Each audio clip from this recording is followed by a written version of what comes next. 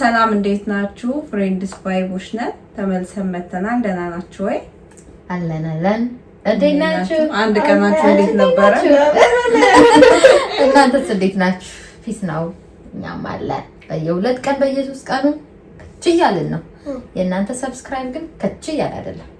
ቅሬታ አለን፣ ኮምፕሌን አለን። ትረገጣላችሁ፣ ትወቀሳላችሁ። እንዴ 30-40% ሰብስክራይብ ሳታደርጉ ነው ቪዲዮአችን እያያችሁ ያላችሁት። ፍሪ ነው። እኔ ሁሌ ነው የምናገረው፣ ፍሪ ነው ለእናንተ። ሰብስክራይብ አድርጋችሁ ወደ ቪዲዮ ሰብስክራይብ እያደረጋችሁ እኛ ይጠቅመናል። ስለሚጠቅመን ነው ሁልጊዜ ሰብስክራይብ አድርጉልን የምንላችሁና ላይክም አድርጉ፣ ሼር አድርጉ፣ ለጓደኞቻችሁ ምናምን አካፍሏቸው። አብራችሁ እዩ፣ ተወያዩበት። ኮሜንት አስተያየት ምናምን ደግሞ ካለ ስጡ። እኛ ስለሚጠቅመን ነው። እሺ ላይክ አድርጉ ምንላችሁ፣ ሼር አድርጉ ምንላችሁ። ጊቫዌይ አለ 500 ስንገባ ጊቫዌይ አለ። በየቀኑ ነው የምናስታውሳችሁ ቪዲዮ ስንሰራ ሁሌ 1000 ከገባን በኋላ አትሊስት 1000 እስከምንገባ ሰብስክራይብ አድርጉና ከዛ በኋላ በዚህ ልክ አናስጨንቃችሁ። እኛም ከዛ በኋላ እሱ ራሱም የጨመረ ዙሜንት ነው። አሁን ግን ያው ጀማሪም ስለሆነ ነው በዚህ ልክ እንተመነላችሁና 1 2 3 ሰብስክራይብ። ዛሬ ወደ ታሪካችን እንገባለን። ኤላን ይነክሽን ጀባ በኢንስቲ የመጀመሪያውን ታሪክ ጀባ ጌም ምናምን ራሱ የምትፈልጉትን ጻፉልና እየተጫወትን በሳምንት አንዴ የጌም ቪዲዮ ኦልሬዲ ስኬጁል አድርገናል። በሳምንት አንዴ ጌም ነው መጫወት። እኛም ሪላክስ ማድረግ እንፈልጋለን እና ጻፉልን የምትፈልጉት በጨዋነት እንቀበላለን። ትንሽ ረዘም ይላል ታሪኩ። ያሁን ታሪካችን እንዴት ናችሁ? ይህን ታሪክ ምልክላችሁ አዲስ ፌክ ኢንስታግራም አካውንት ከፍቼ ነው ማንነቴ እንዲታወቅ ስላልፈለኩ እና ደግሞ በተቻላችሁ መጠን ቶሎ መልሱልኝ። ደግሞ ታሪኩ ረጅም ስለሆነ እንደምንም አሳጥሬ ለመላክ በሞክርም ከዚህ ጋር ይቅርታና ማለት እንደዚህ ፌክ ባትከፍቱም በአካውንታችሁ ራሱ የምትልኩት ታሪክ በዚህ በእንትኑ አትጨናነቁ። በፕራይቬሲያችሁ ምንም እንዳትጨነቁ። እኛ አይተን ብቻ እዚህ ጋር ወጥተን ፕሮፋይላችሁ ራሱ ቼክ አናድርገው። ቴክስቱን ብቻ ስክሪንሾት አድርገን ስጋት እንዳይገባችሁ። እሺ። ስለዚህ ታሪኩ ረጅም ስለሆነ እንደምንም አሳጥሬ ለመላክ ሞክርም ከተንሳሳባችሁ ይቅርታ። እድሜ 22 ነው። ለቤተሰቦቼም የመጀመሪያ ልጅ ነኝ። 2 ታናናሽ ወንድሞች አሉኝ። ልጅነቴን ሳስታውስ በጣም ደስ የሚል ነበር። ደስተኛ ቤተሰብ ውስጥ ነበር ያደግኩት እስከ 10ዎቹ መጀመሪያ አካባቢ። እንደነገርኳችሁ ብቸኛ ሴት ልጅ ስለሆንኩ ከአባቴ ጋር ልዩ ቅርበት አለን። እሱም ከሌሎቹ አስበልጦ ነው የሚወደኝ፣ የሚንከባከበኝ፣ የሚያቀርጠኝ። ከሆነ ጊዜ በኋላ ግን የአባቴ ባህሪ መቀየር ጀመረ። እኔ ላይ ሳይሆን እናቴ ላይ። በሆነው ባልሆነው ኢግኖር ያደርጋታል። በጣም ጭቅጭቅ ያበዛል። በኃይለ ቃል ነው የሚናገራት ምናምን። ሽማግሌ ተጠርቶ ቢያስታርቃቸውም እኔ ለልጆች ስል እታገሳለሁ ይላል። ግን ምንም የተቀየረ ነገር የለም። ያ እንደዛ ሰላም የነበረው ቤታችን ተመሰቃቀለ። የእነሱ አለመስማማት በተለይ እኔ ያለ እድሜ ስለ ብዙ ነገር እንዳስብና እንድጨነቅ ያደረገኝ ጀመር። በዛ ላይ ለአባቴ ያለኝ ፍቅር ልዩ ነው። በዚህ ሁኔታ ትንሽ አመታትን ከኖርን በኋላ ላይ 16 ዓመት ምናምን ሲሞላኝ እኔ ራሱ እንደዚህ የሆነበትን ምክንያት ብዙ ጊዜ ጠየቅኩት። አንቺ አርፈሽ ትምህርትሽን ተማሪ፣ እኛ እናስተካክለዋለን ነው የሚለኝ። ግን ምንም የተስተካከለ ነገር የለም። እንዲያውም ነገሮች እየተባባሱ ሄዱ። አባቴ ሁሌ እየጠጣ ነው የሚመጣው። በዛ ላይ መኝታም ለዩ። በዚህ ምክንያት ከጊዜ በኋላ እኔም ወንድሞቼም ለሱ ያለን ፍቅር እየቀነሰ መጣ። ስፔሻሊ ደግሞ እኔ እንደዛም ወደው አባቴ ማየቱ እንኳን አስጠላኝ። የኛን ህይወት ከምትበጠብጥ ለምን አትፈታትምና ሰላማችንን አናገኝም እለዋለሁ። ግን ለኔ ምንም መልስ አይመልስልኝም። ስቲል ለኛ ያለው ፍቅርና እንክብካቤ እንደ ድሮ ነው። እኔ ግን ከሆነ ጊዜ ወዲህ ጭራሽ ኢግኖር አደረኩት። ከቤትም ለመውጣት አስብና እናቴና ወንድሞቼ ያሳዝኑኛል። እናቴ እንዳይከፋት የተቻለኝን ሁሉ አደርጋለሁ። ብቻ በዚህ ሁኔታ እየኖርን እያለ ከሆኑ ወራቶች በፊት ከክላስ ስመለስ የሆነ ቁጥር ይደወልልኛል። ሳነሳው ከሆስፒታል እንደሆነና አባቴ አደጋ ደርሶበት እንደሆነ ቁጥሬንም ከአደጋ ጊዜ ተጠሪ ከሚለው እንዳገኙት ነገሩኝ። እኔም ወደ ሆስፒታሉ ሄድኩኝ። እናቴንም እንዳላስጨነቃት ብዬ አልደወልኩላትም። ከወንድሙ በላይ የሚቀርበው የአባቴ ጓደኛ ጋር ብቻ ደውዬ እሱ እንዲመጣ ነገርኩት። እዛ ስደርስም ወዲያውኑ አባቴ ደም በጣም ፈሶ ስለነበር አስቸኳይ ሰርጀሪ እንደሚያስፈልገው ነገሩኝ። እሱ ግን እንደዛ እያቃሰተ አንዴ ከኔ ጋር ብቻ ማውራት እንደሚፈልግ ዶክተሮቹን ተማጸናቸው። እነሱም የሰርጀሪ ሩም እስከሚዘጋጅ ብቻ 10 ደቂቃ ሰጡ።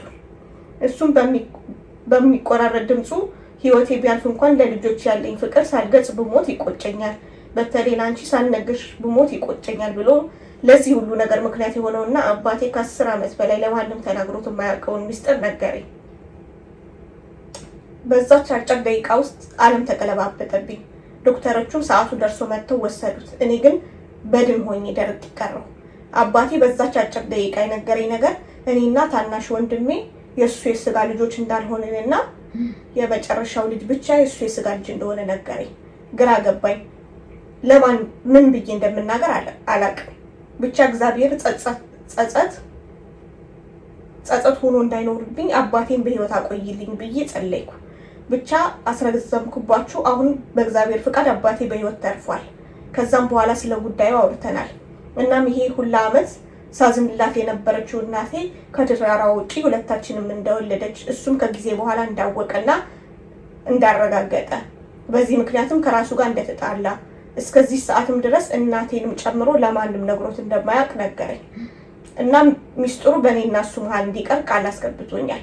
እኔ ግን ምንም ሰላም ሊሰማኝ አልቻለም። ምንም ያላጠፋው አባቴ እስካሁን ያሳለፈው እንዳያዝ አሁንም ወንድሞቼ እንደተቀየሙት ነው። እሱም ሁሌም እንዳልናገር ያስጠነቅቀኛል። እኔ ግን ጨንቆኛል። አንድ ቀን ሰብስቤ እውነቱን ነግራችሁ አስባለሁ። እስቲ የትነታችሁን ምከሩ። ምን ታስባላችሁ? አመሰግናለሁ። አባት እንትን ማለት አባት አሁን እሱ አባቷ ምክንያት ስላለው ነው የተቀየረው። ማንም ሰው ያኔ በግሌ ማንም ሰው ያለ ምክንያት አይቀየርም ብዬ አስባለሁ። የሆነ ሰው የሆነ ምክንያት አለው የሚቀየርበት። እንደውም መጀመሪያ ላይ አናዳኝ ነበር አባቴን ጠላሁት ምናምን ስትል፣ እኔ አባቴ የመጣ እናቴን የሆነ ነገር ቢያደርጋት ምናምን እንደ ልጅ ይሰማኛል። ገባሽ? ደስ አይለኝም። እናቴ ናት እሷም ደግሞ እሱን ብታደርገው ደስ አይለኝም። እሱም አባቴ ነው። ግን ልዩነትን አልፈጥርም። እሱን ጠልቼ እሷን አልወድም። ገባሽ? ሁለቱም ለኔ እናቴ ናቸው። አባቴ ከኔ በፊት ነው የሚታወቀው። ብዙ ነገር አሳልፈዋል። ገባሽ? እኩል ነው መውደዴ። ለሁለቱም አይቀንስም። ምንም ቢበዳደሉ ቤተሰቦቻችን ሳይጣሉ አይደለም ያሳደጉን፣ ተጣልቶ ነው ያሳደጉን። እሱ ጋር አናዳኝ ነበር። በኋላ ደግሞ ያለውን ነገር ነገራት። እኔ አሁን ብሆን ግን እኔ አባቴ እንዲህ እናቴ ላይ ቢለዋወጥ በፍጹም አልጠላም። በቃ ምክንያት አለው ብዬ ነው የማስበው። ምክንያቱም ሳይነግረኝ ማለት እናቴም ደግሞ ያን ነገር አባቴ ላይ ብታደርግ ምክንያት አላት ብዬ ነው የማስበው። አልጠላቸውም ሁለቱም እስካላየሽ ድረስ። ምክንያቱም ማንም ሰው ያለ ምንም ምክንያት ምንም ስለማያደርግ። ግን ያም ሆነ ይህ አባትየውም ነገራት። እግዚአብሔር ይመስገን እሱም ተረፈ፣ አሁን በህይወት አለ። አሁን ግን እሷ አባትየው ኦልሬዲ ይሄን ነገር ደብቆ መኖር ከፈለገ ደብቃ ብትኖር ጥሩ። ገባሽ? ይሄን ነገር ማንሳት ለዘመድም ለምንም ውስጣቸውን ሌላ ነገር መፍጠር ነው እንጂ አባትየው ራሱ ዋናው ባለቤቱ አምኖ የተቀበለውን ነገር እሷ አሁን ተነስታ መናገሩ ብዙም እንትን አይደለም እንደኔ ማለት ነው። ገባሽ? እንዳለው ቢቀጥል ጥሩ ነው። ከዚህ በኋላም ለሚመጡ ችግሮች አንቺ ቀድመሽ አንድ ሰውን እንትን አታርጊ። ምክንያቱም እነሱ ምክንያት አለ። ግን ደግሞ አሁን እነዚህ ደግሞ ታናናሾቿ ጥላቻ አለባቸው። ገባሽ? እሱን ጠልተውታል። በእሱ ባላጠፋው ነገር ተቀይመውታል። ውስጣቸው ቂም ይዞ ነው እያደገ ያለ እና ሰው እውነቱን ሳያውቁ ይደጉ ነው የምትይው። ግን አሁን ደግሞ ይሄ እውነቱን ያውቁ ደግሞ ለእናታቸው ጥሩ አመለካከት ሲኖራቸዋል። አሁን እነዚህ እና አባታቸውን ጠልተው እናታቸውን ጠልተው ነው የሚሆኑት መጨረሻ ላይ። እሱ ያለ ጥፋቱ ነው ብሌም እየተደረገ ያለ። ገባሽ? ግን ብዙ ከ10 ዓመት በላይ እንደዚህ ቆይ። ገባሽ? ትንሹ እንኳን አባቱ ነው። መሀለኛው ግን አባቱም እኮ አይደለም። ለዚህኛውና ለመሀለኛው እኮ አባታቸው አይደለም እኮ። ለዚህኛው ማሳወቅ አለባቸው ብዬ ነው ወይ ለመሀለኛው ብቻ ነው እኮ። ምክንያቱም ልጅን ምን ደግሞ እንዳይጣላ እሱ እኮ ነው የሚልሽ። አይ አግባብተሽ ስማ አንደርስታንድ በእድሜው በሌቭል በሱ ሌቭል አንደርስታንድ በሚያደርግበት ወይ በደንብ ተዘጋጅተሽ ምንድነው ሊያሳምነው የሚችል ባላንስ ሊያደርገው ይችላል የምትያቸው ቃላቶች አሉ። በሱ ሌቭል በተጠቀሚያቸው ገባሽ? እንዴት ማስረዳት እንዳለባት እሷንም ሞር ጥፋተኛ ሳታደርግ እሱንም ደግሞ ከቂሙ እንዲለቀው አባቱን ግን ብቻ እውነቱ ግን ምን ነገር አለበት። ልጆች የፈለገ ያክል ለጊዜው ሊደበቁ ይችላሉ እውነት እንጂ እውነታውን ማወቅ አለባቸው ብዬ ነው ማለት ደግሞ ያውቃሉ አንዳንድ ነቂ ናቸው በጣም ለወንዱ ልጅ ብቻ ወይ መንገድ ለመካከለኛው ልጅ እኮ አባቱ ላልሆነው ነው መናገር ያለበት ነው ቢያቅባ ኢትስ ኦኬ። እንደውም ለዚህኛው ማመንገር ማለት እነሱ ጋር እንትን ማለት ነው። ግን ሲነገራቸው እናትየዋ ያው እንትን ማረጋቸው ነው የሚቀር እናትየዋ እንደውም ተመልሶ ብሌም ሊያደርጓት ይችላል። መልስ ካላት እንግዲህ ታቀርብስ እናትየዋ ለዚህ ሁሉ ዓመት ለነበረው ለቤታቸው እንትን መመሰቃቀል አባትየው ነው ብሌም ሲያደርጉት የነበረው ለዛ ያለ ጥፋቱ ለምን ይደረጋል?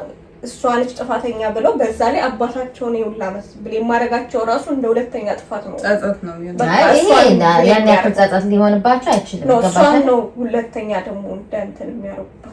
አሁን እኮ እነዚህ ልጆች ከእናትም ከአባትም ሳይሆኑ እንዳይቀሩ ገባሻ? ዋና ፖይንቱ ከእናታቸው እና አባትየው ኦልሬዲ ጠልተውታል።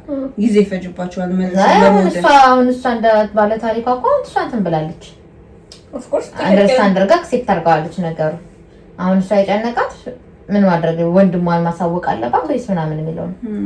እናትየዋም እኮ አታውቅም እኮ ነው ሰውየው እንደሚያውቅ እናትየዋም አታውቅም። ስለዚህ እናትየዋ ማወቅ አለባት። እናትየዋ ጥፋቷን በጣም ማወቅ አለባት። ነገሯን ማስተካከል ካለባት ለዚህም መልስ ካላት ማቅረብ አለባት። ገባሽ አይደል? እነሷም ለዚህ መልስ ካላት መመለስ አለባት።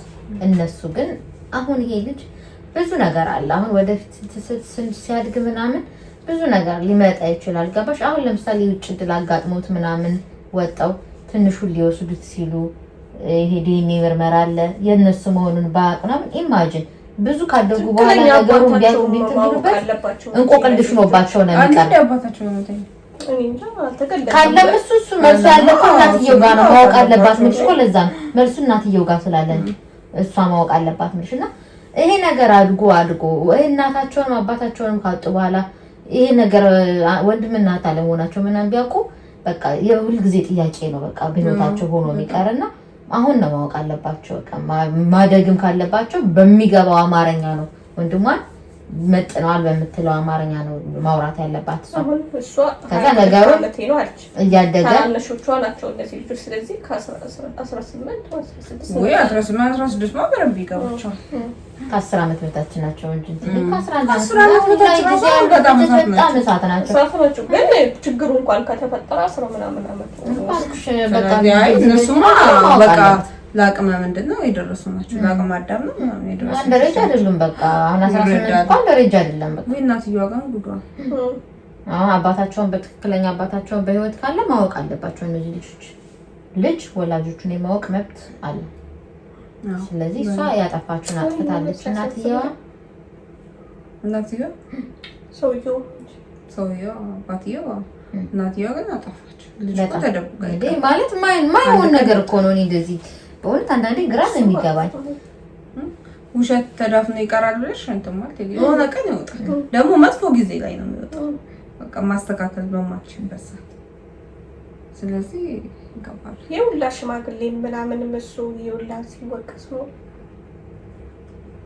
ማለት እሷ እንዴት አስቻላት ያለ ጥፋቱ እንደዚህ ብሌም ሲደረግ እሱ ዝም ማለት ማወቁን አታውቅም እኮ እኮ አትሊስት አንቺ ለዛሻለ እኮ የሆነ ነገር ህሊናሽ ከቅስሻል ህሊና የሚበርከተው ሰው በዚህ ልክ አንቺ በሰራሽው ጥፋት ያንኛው ሰው በዚህ ልክ ሲወቀስ ሲኖር አንቺ የሆነ ነገር ኮንታክት ያደርግሻል ህሊና ካለሽ እሱ ንጹህ ሰው ነው ብለሽ አንቺ ራስሽን እንትን ትያለሽ። እንቅልፍም አያስተኛም እኮ እንደዚህ አይነት ነገር። እኔ እንጃ ቤተሰብ መደበቅ በቃ በጣም ማይደረግ ስራ እኮ ኢቭን እንኳን ሰው ወስዶ እንኳን አሳድገዋቸው እንኳን ግን ወላጆቻቸው እንዳልሆኑ እየነገሩ ነው የሚያሳድጓቸው። አሁን በሰለጠነው አለ ምክንያቱም ይሄ የማንነት ጥያቄ ከባድ ነው። በቃ ልጅ እናትና አባቱን ማወቅ አለበት። በቃ ማንነቱ ነው ገባሽ? ወላጆቹ እሱነቱ ናቸው። ስለዚህ እንደዚህ አይነት የማንነት ጥያቄ ከባድ ስለሆነ የፈለገ በህይወቱ የሰው ልጅ ቢሞላለት እንደዚህ በፋሚሊ በኩል ምናምን የሆነ ነገር ካለ ጎዶሎ ነው ያነሱ መቼም ነው ሙሉ የማይሆነውና ቤተሰቦቹን የማወቅ ግዴታ ስላለበት እናትየዋ ያጠፋችውን አጥፍታለች። መጸጸትም ካለባት ትጸጸት፣ ምን ማለትም ካለባት ብሌም ማድረግም ካለባችሁ ብሌም አድርጓት። መልስ ካላትም ኦኬ መልሷን ተቀበሉ። አባታችሁ በህይወት ካለ አባታችሁን የማወቅ መብት አላችሁ። እሷ ማሳወቅ ግዴታ አለባት። እስከዛሬ ያሳደጋችሁ ደግሞ አባታችሁ ልለው የምችለው ነው ያሳደጋችሁ ነው እንዴ ቋንቋ ነው። አዎ ይሄ ሁሉ መስዋዕት ከፍሎ እዚህ ድረስ አሳድጉ፣ ክፉ እንትን ሳያደርግባችሁ ክፉ ፊት እንኳን ሳያሳያችሁ አሳድጓችኋል። ይሄ ከአባት በላይ ነው። ግን አትሊስት ግን ዋና ለአባታችሁ ግን የማወቅ እንትን ስላላችሁ መብት ስላላችሁ እና ግዴታም ስለሆነ ይሄንን ታሳውቃችሁ። እሷ ባይፈልግም ግን እናትየዋ መልስ መስጠት አለባት። ይኖራታል እናትየዋ ጋር ምናምን ዓመት ሊያው ደግሞ ሁለት ልጅ አንድ ልጅ እኮ ቢሆን አጋጣሚም ወይ አልተዋወቀም ወይ ብዙ ምክንያት ይኖር። ሁለት ልጅ ማለት አስቢ ቢያንስ የሁለተኛውን ባታውቂ የመጀመሪያውን ታውቂያለሽ። ገባሽ አባባል? ስለዚህ ያ አባት ፍላጎት የለውም ማለት እስከዛሬ ድረስ የመጣው ግን ቢሆንም ማሳወቂያቸው እናንተም ደግሞ በቃ እናታችሁን ይቀርባል። እናታችሁን እናት ይቀርባል። አትሊስት ወልዳ አልጣለቻችሁ ምናምን መከራ ታሳድጋችሁ ያለች ግን ይሄ ነገር እናትየው ደግሞ ምክንያት ይኖራታል። ባልየው ይቀር ይባል እንዴ ሁሉም ተበደበ ሌላ ሰው ቢሆን ትቶ ነው የሚወጣው። ኧረ ቀላል ባልወለደው ልጅ እንደዚህ ሲወቀስ ምናምን አይኖርም። እና ክብር ስጡት፣ በጣም ካሱት፣ በደንብ ካሱት። ከዚህ በኋላ ላለው ህይወቱ በደንብ ካሱት። በጣም ከወላጅ በላይ ነው ያደረገው መስዋዕትነት እና ይሄ ሁሉ በደል እንኳን እየደረሰበት ወቀሳ ተበሳጭቶ እንኳን ምንም አላደረገም እስካሁን። እና እንትን ባይ ለወንድምሽ ማሳውቂው ለእናትሽም ንገራት። አባታችሁ ሪል አባታችሁ ወላጅ አባታችሁ በህይወት ካለ ማወቅ አለባችሁ። በህይወት እያሉ ነው ሁሉም በህይወት እያሉ ነው ነገሩ መልስ ማግኘት ያለበት። ከዛ በኋላ ሁሉ ጊዜ ጥያቄ ሆኖባችሁ ነው የሚቀረው። በድንገት ሰው ሊታጠብ ይችላልና ይሄን ነው የምንላችሁ። ወደ ቀጣይ ታሪክ እንገባለን። ሰላም እንዴት ናችሁ? ሁሌም ሳያችሁ ደስ ትሉኛላችሁ ተብለናል። እናመሰግናለን። የምኖረው አረብ ሀገር ቤይሩት ነው። ወደዚህ ከመጣው 4 ዓመት ሆነኝ። ባለትዳርና የልጅ እናት ነኝ። ልጄ የ15 ዓመት ልጅ ነው። ከአባቱ ጋር ነው የሚኖረው አያቱ ቤት ውስጥ ማለትም የባለቤቴ እናት። እኔ ከመጣው ጀምሮ ደሞዜን ወደ ባለቤቴ አካውንት ነው የምልከው። ግማሹን ለነሱ ግማሹን ደግሞ ሴቭ እንዲያደርገው። ግን በቃ በየወሩ ምክንያት አያጡም። ለዚህ አወጣ ለዚህ ይሉኛል። በቃ ምንም አልልም። እየደበረኝ ዝም እላለሁ። ከዛሬ ነገ ይስተካከላል ስል ጭራሽ የእናቱ ቤት ግቢው ትልቅ ነው 4 ሰርቪስ ቤት ሰራሁ አለኝ። እንዴት እንደዚህ ታደርጋለህ? በእናት ስም ያለን ቤት በእኔ ብር የምታስፋፋ ስለው ያው የእናቴ ማለት የኔ ነው የኔ ማለት ደግሞ ያንቺ ማለት ነው አለኝ። በቃ ማይመስል ነገር ነው። እሱ 6 ወንድምና እህት አሉት። የእናቱ ማለት የሱ ብቻ እንዳልሆነ በደንብ አውቃለሁ። ያለፈው አለፈ። ከዚህ በኋላ ግን እኔ ለራሴ መስራት ፈልጋለሁ። አሁን ከ1 ወር በኋላ ቪዛ አሳድሳለሁ ወደ 6ኛ ዓመት። ከዚህ በኋላ ግን እንዲቀጥል አልፈልግም። እንዴት ለልጄ ብቻ መላክ እንዳለብኝና ወደ ባለቤቴ ምን አይነት ሰበብ ፈጥሬ መላክ ማቆም እንዳለብኝ አማክሮኝ። እወዳችኋለሁ። ልጇ ስንት ዓመት? 15 እንዴት ትችላለች ለልጇ ብቻ መላክ? አችልም። ቤተሰቦቹ ቤት ነው የሚኖሩት። ልጇ ብቻ መላክ አይመጣው። ባልየው ስም ይላል። ስንት ዓመት ቆየች እሷ? 4 ዓመት ቆይታለች። አሁን ልታሳድስ ነው ወደ 6ኛ ዓመት ማለት ነው።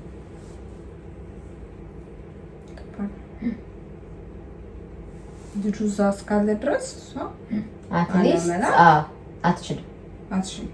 ግን አትሊስት ወይ ከዚህ በፊት አምነሽበት ስታደርጊው እንደነበረው ግማሹን እየላክሽ ግማሹ ሴቭ እንዲደረግ ነበር ፍላጎቷ። ሴቭ የሚደረገው አትላችሁ ግማሹን ብቻ ትላክ።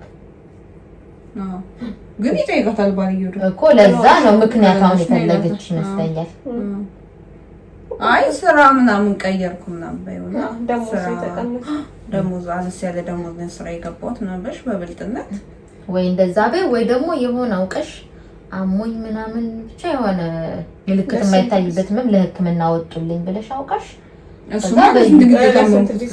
ቀጣይ ግን ስራ ቦታ እንደዚህ ተፈጥሮ ወጥቻለሁ አሁን ሌላ ስራ ቦታ ገብቻለሁ ብለሽ ደሞዙ የሚያነሰ ነው ብለሽ የምታገኘው ብር ትንሽ እንደሆነ ምናምን ነግረሽው አስረድተሽው ከዛ ያለ ልጅሽና ምናምን የሚያስፈልገውን ብቻ መላክ ሌላውን ነገር ይበቃል ብለሽ ወጫቸውን አንቺ ታደርጊው ሴቭ የምታደርጊው እዚህ ማድረግ ከቻልሽ እዚህም ለሰው አትስጪ ራስሽ ጋር ማስቀመጥ ከቻልሽ ወይ ደግሞ ባንክ ምናምን መጠቀም ከቻልሽ እዚያ ጋር ተጠቅመሽ ብርሽን አስቀምጠሽ ቫኬሽንሽ ሲደርስ ይዘሽ ትሄጃለሽ ነው እንጂ አሁን ዝግት ብታደርጊያቸው እንዳለ የማይሆን ነገር ነው። ያ ልጅሽን ሰው ጋር ያስቀምጥሽ ያው የባንዘብ እናትም ቢሆን ሰው እንት ነው ትጠብቃለች።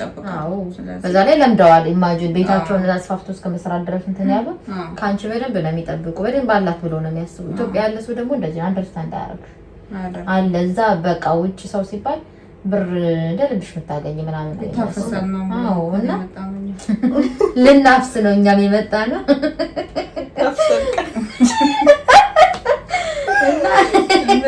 ልብስ ራሱ አንድ ቀን አድርገው ነው የሚጥሉት ነው የሚባል ነበር እንዴ? አዎ እንደሚያሽታ አላያችሁም? እዚህ ሀገር ልብስ ማለት ነው ቲቪ ይጣላል፣ ሶፋ ሁሉ ይጣላል፣ ሁሉ ነገር ወጥቶ ይጣላል ነው ስንሰማ። በቃ ይጣላል ምናምን ብርም ብዙ ራስ ይጣላል። ራሳቸው የምትጥሉት አገር እንታለ የሚጣል ነገር መንገድ እያያችሁ ትሄዱ ምንም የለም የሚጣል ነገር ምንም ወፍ የለም። እነሱም ልብስ ምናምን አይጥሉም። እኛ ድሮ እንደዛ ነበር እንዴ? አዎ ልብስ ይጥላሉ። ደግሞ አንድ ቀን ለብሶ አይደግሙትም። አዎ እንደዛ ነው የሚባለው። ደግሞ የድሮ ዲያስፖራዎች ሲመጡ ወደ ሀገር ሀብታም ነበሩ። ሆነሽ እነሱም እንደዚህ እያደረጉ አሁን ራሱ ኢትዮጵያ ስትሄጂ ቋንጪ ቸግሮሻል የሚል ሰው የለም። ኧረ የድሮቹ እንደምንም ቦካክረሽ ይዘሽ ነው የምትሄጂው። ወርቅ ምናምን በቃ ተቦብገው ወርቅማ ጊዜው ነው። ለምን እንደው ታውቂያለሽ? የዛን ጊዜ ኮንትራት ብቻ ነው የሚሰራው አይወጣም። ኢቭን እንኳን ትዝ ይልሽ ከሆነ በርበሬ ምናምን ሲበሉ ኢትዮጵያ መጣው ተቃጠልን ምናምን እንደውም ደስለስ አድርጋችሁ ስሩላቸው ምናምን ይባላል። ለምን አያገኙም? ይሄ እንትኑ የለም። አሁን እኮ ኢትዮጵያ ሆኗል እዚህ ራሱ። የዛኔ ግን 2 አመት ሰርተው ማዳም ቤት ነው ወጭ ስለማይኖርባት ነገር ጮሎ ነው የሚወጡት። ሲያምሩ ወዛቸው ወርቅ ምንም ብርም አለ። ከዛ በኋላ ኢትዮጵያ ነው ደግሞ ይሄ በርሚል አለ ልብስ ሰፈር ሰው ነው የሚለብስ እኮ በቃ አንድ ሰው ከአረብ ሀገር ስፔሻሊ መጣ። እኔ አንዴ ዘመዳችን መጣ ከአረብ ሀገር ነው ከጅዳ የዛኔ ጅዳ ነበር። ጅዳ ሳውዲ ድሮ በጣም ፌመስ ነበር። ከዛ ስትሄድ ነው ፀጉሯ አጭር ነበር። ከዛ ስትመጣ እዚህ ወገቧ ላይ እኔ ደግሞ ፀጉር ወዳለሁ በቃ እንደዚህ ሳደርጋት ፀጉርሽ አድርጎ ነው በዛ እኮ ቅባቱ ባንዴ ነው። አንቺ ንገርሚያሽ የማን ያርድ ያረግሽው በእርግጠኛ ከዛ በቃ ፀጉሩ እዛ ያሳድጋል ነው ማለት ብስማ ናፈቀኝ ነው ምሽራባ ከዛ ለምሳሌ ከ2 አመት ነው ምናምን በኋላ ስትመጣ እንደዚህ ሆነ። እኔ አስታወስኩት ፀጉር ቆረጥኩት። ምን ያደርጉ በቃ ያድጋል እኮ ሰዎች ወዲያው ነው የሚያድጉ ማለት ነው። አንቺ ሞኝ ምን እና እንደዚህ አይባል ታይ በቃ ለምን አጉል ተስፋ ፀጉራይ ይችላልች በጣም እና የድሮ ላይ አሁን በጣም በቃ ወዘናቸው በቃ ኤቭሪቲንግ ሌላ ነው። በሉ ግን እንዳልሽ ነው በቃ ስለማይወጣ ምናምን በፊት ስለማይወጣ ከተም ነው እናቴ በቃ እንደ ኢትዮጵያ ኑሮ ተወዷል እኮ እኛ እንኳን ከመጣን የዛኔ ኑሮ ርካሽ ነበር። እንዴ አሁን እንዴት ነው እየጨመረ ያለው? በጣም ኑሮ ጨምሯል። ከባድ ነው ኑሮ ተወዷል ጋይስ። በጣም ድሮ በ100 ድርሃም በቃ ሙሉ አስቤዛ ምናምን ይገዛ ነበር። አሁን 100 ድርሃም 2 ዕቃ ነው ገዝታችሁ በጣም በእውነት ዕቃማ በጣም እየተወደደ ነው። እንደ ድሮ አይደል? ይሄ ዶላርን በጨመረ በቀነሰ ቁጥር በቃ ኑሮ ሰማይ ነው በጣም እና የኔ ቆንጆ ወደ አንቺ ስንመለስ እርስ ታረክሽ እና በቃ እንደዛ ስራ ቀየርኩ ምናምን በይውና እንትን በእንጂ ሰው ብትልኪለት ማምንሽም አሁን እንደዚህ የለኝም ብለሽ ብትያቸው ራሱ አምኑሽ። ኦሬዲ እነሱ ደግሞ ስለለመዱ አይመስላችሁም? ሰርቪስ አስፋፍተሽ ባንቺ ብር ስለተሰራ በእውነት አንቺ እየለፋሽ አከራይታችሁ ተጠቀሙ ሰርቪሱን በያቸው። አሁን እንዳለችው እኮ ነው 6 እህትና ወንድም አለው ማለት በእናቱ ስም ያለ ቤት እነዚህ ሰው እህትና ወንድሞቹ ይካፈላሉ። አንቺ አልተፈራረምሽ በኔ ብር ነው ብለሽ ውል የለሽ ምን የለሽ ማንም ያንቺን ነገር ከቃይ ቆጥርልሽም ገባሽ። ቢኖርም ብትዋዋልም ምናምን እሷ እኮ ሶስተኛ ነው እነሱ ናቸው ቤተሰብ። እሱ ነው እንደ ዋና የገባ ባልሽ ነው። በባልሽ ደግሞ 1/6ኛው መጥቶ ላንቺ ለማይመስል ጨዋታና የኔ እናት ብልጡኝ ምን ቢሆን አንቺ እየለፋሽ ሰው ሀገር ነገ ገብተሽ ሀገርሽ ቁጭ ብለሽ አንቺም ልጆሽን ማሳደግ ትፈልጊያለሽ። ማንም እናት የምትመኘው ነገር ነው። ሰርታ ህይወቷን ቀይራ አገሯ ገብታ ልጇ ጋር መኖር ቤተሰቧ ጋር መኖር እና አንቺ ብልጡኝ በቃ ለጊዜው ሊያስደብረው ይችላል፣ ይደብረው ለመልካም ነገር ነው። አንቺ ለመጥፎ አስበሽ አይደለም፣ ለተሻለ ህይወት ስለሆነ ልክ ነው ያሰብሽው። በጣም ጥሩ ሀሳብ ነው። በቃ እንዳንሽ ግማሹ ስራ ቀየርኩ ምናምን ብለሽ አውቅሽ ብር ቅናሽ ነው አሁን በአነስተኛ ደሞዝ ገባው ብለሽ ኑሯቸውን አንቺ ነው የምታውቂ። የቤተሰቦችሽን ይበቃቸዋል ብለሽ የምታስቢውን እየላክሽ በየወሩ ግማሹ መቆጠብ ያለብሽን ቆጥቢ ለራስሽ። አንቺ አይዲ ህጋዊ ከሆንሽ ምናምን አሁን ባለሽበት ሀገር ባንክ ክፈቱልኝ በይና ሰዎችን ወይ ከፍተሽ ራስሽ ሴቭ አድርጊ። ቤሩት አይደለሽ? ቤሩት ነው ማለት ነው። ባንክ አስከፍተሽ በዛው በባንክሽ አስገቢ። ልክ ወደ ሀገርሽ ልትሄጂ ስትይ የዛኔ ማስገባት ትችያለሽ። በቃ ነው ሞኛቱኝ የብልጥ መሆን ነው። ብር ደግሞ ሲጣፉ ሲያወጡት ይጣፋል። ጨከን ብለው ሲይዙት ነው ሴቭ የሚደረገውና ጎብዥና አሪፍ ሀሳብ ነው ያሰብሽ። እንግዲህ ከልጅሽም ጋር እግዚአብሔር በሰላም እንትን ይበልሽ። ይሄን ተብለሽ አይና ምንሽ ለጊዜው ሊደብራቸው ይችላል ምናምን ሊነጫነጩብሽ ይችላሉ። ያው በሰው ሀገርም ስለሽ ቻዩ ለጊዜው ነው። ስራ ቀየርኩ ካልቻቸው ምንም የሚመጣ ኧረ ብር ሲቀርበት በእናትሽ ሰው ጸባዩ ይቀየራል። እሱማ ያለመዱት ነገር ስለሆነ ግን ለጊዜው ነው ይለምዱታል። አንቺ ብልጡ ነሽ። የልብሽን በልብሽ ሙያ በልብ ነው የሚባል ነገር አለና በልብሽ ስራሽን ስሪ። እናመሰግናለን። አረብ ሀገር ምናምን ሲኪድ እኮ ነው ራሱ እንደዚህ ብር ልብስ ምናምን የሚጠበቀው። አይገርምሽም? ሰው ከሌላ ሀገር ሲሄድ እኔ ሁሌ ነው የምደነቀው። ከሌላ ሀገር ምናምን ሲሄድ ማንም አይጠብቅም። ሲጀመር ከአሜሪካ ምናምን የመጣው ከተባለ በቃ ምናምን ሰው አይጠብቅም፣ ምንም አይጠብቅም። ከአረብ ሀገር ነው የመጣችሁ ሲባል ግን ህዝቤ በስመ አብ በረንብ ነው። አረብ ሀገር እንዳለ ሰው ደግሞ እንጂ ቤተሰብ የሚረዳ የለም። በጣም ነው አረብ ሀገር ያለ ሰው የሚረዳ በጣም በእውነት። ይሄ አንዳንዴ ምንድን ነው የሚባል አረብ ሀገር ያለች ሴት እንደ እንትን ቀልጣ ነው ምናምን የሚባለው እውነት ነው በእውነት ነው። ክብር ይገባችኋል እንላለን። ስፔሻሊ ሰው ቤት እየሰራችሁ ቤተሰብ እንትን የምትሉ በጣም ብዙ ችግር ስለሆነ እና እንደዛ አድርጌ እኔ ቆንጆ ብርሽን ያሽ የተሰደድሽ ለዓላማ ነው። ዓላማሽን አሳኪ በዛም በዚህም ብለሽ ምክንያትሽን ይሄንን ፈጥረሽ እኛን ይሄን ነው የምንልሽ በይውና ብርሽን ሴቭ አድርጊ። ከአንድ 2 ዓመት በኋላ ሰርተሽ ወደ ሀገርሽ ትገቢያለሽ። በትንሽ የሆነ ነገር መስሪያ ካዝሽ ከብተሽ እዛ ጠፍጠፍ ማለት ነው። ይሄ ነው ያለን ሀሳብ። ሌላ ሀሳብ አላችሁ ነው? ተጠቀለለ።